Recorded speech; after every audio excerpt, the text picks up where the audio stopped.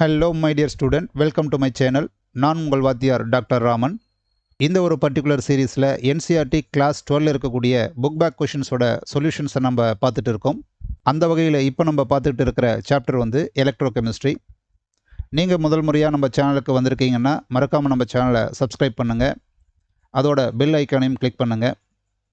வாங்க கண்ணா, இப்போ நம்ம வீடியோக்குள்ளே போகலாம். ஸோ கொஷின் நம்பர் 2, இதில் என்ன சொல்லியிருக்காங்க பார்க்கலாம்.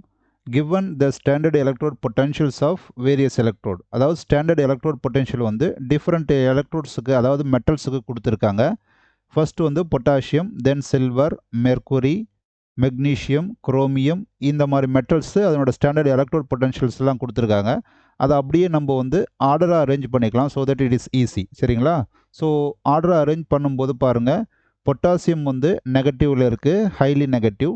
மெக்னீஷியம் வந்து அதை விட கொஞ்சம் அதிகமாக இருக்குது, குரோமியம் நெக்ஸ்ட் அதிகமாக இருக்குது, தென் மெர்க்குரி, ஃபைனலாக நமக்கு சில்வர் வந்து பாசிட்டிவில் இருக்குது, ஹையஸ்ட் வேல்யூவாக இருக்குது. இதுதான் வந்து electrode potential E0 value.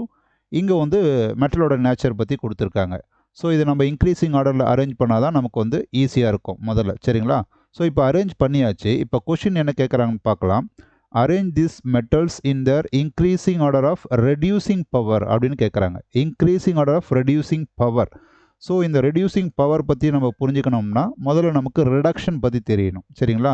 Reduction அப்படிங்கிறது என்னென்னா, ஒரு மெட்டல் அயானுக்கு எலக்ட்ரான் சப்ளை பண்ணும்போது நமக்கு மெட்டலாக மாறும். இந்த ரியாக்ஷனுக்கு பேர் தான் ரிடக்ஷன் ரியாக்ஷன்.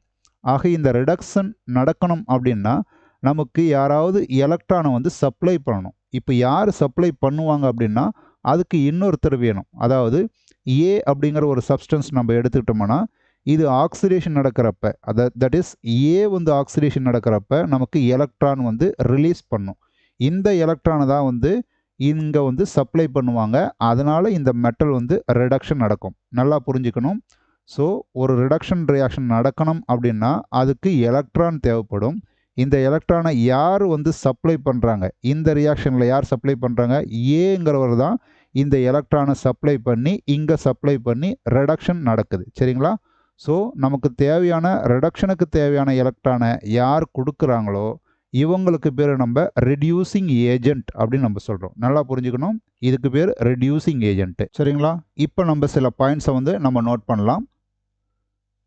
ஸோ இதில் என்ன சொல்லியிருக்கோம் பாருங்கள், the substance which provides electron called reducing agent. So as per this reaction இங்கே யார் எலக்ட்ரான் சப்ளை பண்ணுறாங்க அப்படின்னா இந்த ஏ அப்படிங்கிற ஒரு சப்ஸ்டன்ஸ் தான் எலக்ட்ரானை சப்ளை பண்ணுது. இதுதான் இந்த ரிடக்ஷன் ரியாக்ஷன் நடக்க காரணமாக இருக்குது. அப்போ இவங்களுக்கு பேர் தான் reducing agent. Clear? First point. அப்புறம் என்ன சொல்லியிருக்கோம் பாருங்கள், if the electron released faster then its reducing power is greater. So எலக்ட்ரானை கொடுக்குறவங்க ரெடியூசிங் ஏஜென்ட்டு. இப்போ இவங்க ரொம்ப ஃபாஸ்ட்டாக எலக்ட்ரான் கொடுக்குறாங்க அப்படின்னா இவங்களோட பவர் வந்து தட் இஸ் ரெடியூசிங் பவர் அதிகம் அப்படின்னு நம்ம சொல்லலாம். சரிங்களா? சரி, நெக்ஸ்ட் என்ன பாருங்கள், if the E0 value is low then its reducing power is greater அப்படின்னு சொல்லியிருக்கோம். சரிங்களா? இப்போ இது வந்து நம்ம ஒரு மெட்டல் அப்படின்னு நம்ம அஷ்யூம் பண்ணிக்கிட்டா இப்போ இதனோட E0 வேல்யூ செக் பண்ணி நம்ம இதுக்கான ஆன்சர் சொல்ல முடியும். ஸோ இதைத்தான் இவங்க வந்து இந்த கொஷினில் டேட்டா மாதிரி நம்ம கொடுத்துருக்காங்க. அந்த டேட்டாவை தான் நம்ம இங்கே அரேஞ்ச் பண்ணியிருக்கோம். இப்போ இந்த potassium, magnesium, chromium, mercury and silver இதையெல்லாம் தான் நம்ம வந்து ரெடியூசிங் ஏஜென்ட் அப்படின்னு சொல்கிறோம். அதாவது ஏ அப்படிங்கிற ஒரு சப்ஸ்டன்ஸோட பிளேஸில் நம்ம வச்சு பார்க்கணும். இப்போ இதில் எதுக்கு வந்து லோ வேல்யூவாக இருக்குது, ஆஸ் பர் திஸ் என்ன சொல்லியிருக்கோம், if the E0 values low, right?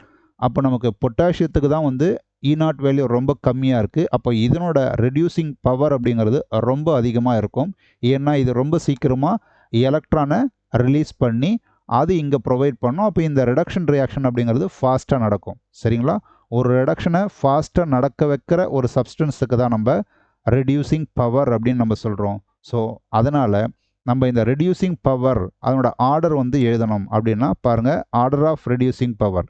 எதனோட reducing power highest அப்படின்னு நம்ம பார்க்கும்போது எதனோட E0 வேல்யூ ரொம்ப கம்மியாக இருக்கோ அதுக்கு ரெடியூசிங் பவர் அதிகம். அவ்வளோதான், வெரி சிம்பிள் கான்செப்ட். அப்போ பொட்டாசியம் தான் வந்து ஃபர்ஸ்ட் பிளேஸில் ஹையஸ்ட் ரெடியூசிங் பவரில் இருக்கும். Then magnesium, then chromium, followed by mercury, finally silver. இதுதான் நம்மளோட ஆர்டர். சரிங்களா? இதை அப்படியே எழுதிட்டோம்னா திஸ் இஸ் அவர் ஆன்சர். ஓகேங்களா?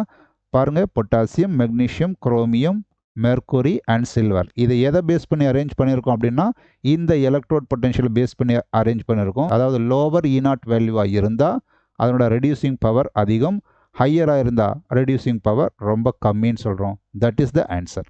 கிளியர்?